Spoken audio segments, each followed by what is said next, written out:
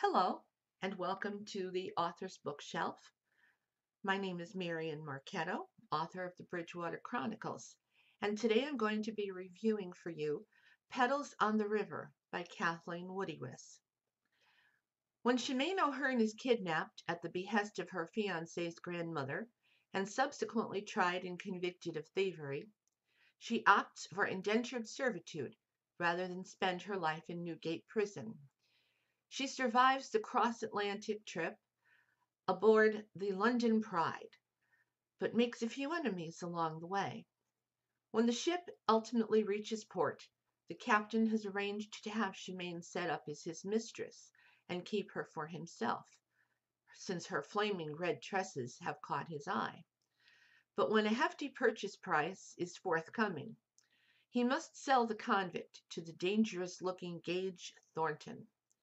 Thornton is looking for someone to help raise his son, who is 2 years old. He wants someone to teach the boy to read and write, while also taking care of his home, since the man is busy with his furniture and shipbuilding enterprises. Of course, the man is a brooding widower with looks that could stop a train.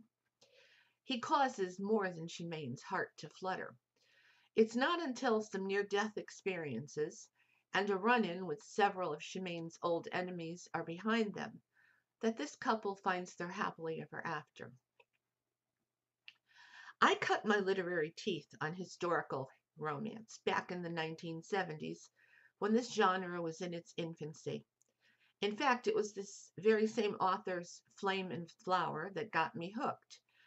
Of course, that was over 40 years ago. I followed Flame and Flower with every book of Miss Woodiwiss that was published and couldn't wait for a new release. There had never been a genre quite like this, and these books were groundbreaking, and I devoured them, along with thousands of other women. Fast forward to today's world, where innuendo and secret thoughts are no longer considered risque, and this book seems somewhat bland by comparison. We spend a lot of time here with our hero and heroine as they try to deny their growing attraction. It seems to this reader that much of the internal dialogue was centered around this fact. The action that does occur is welcomed and moves along strongly and nicely.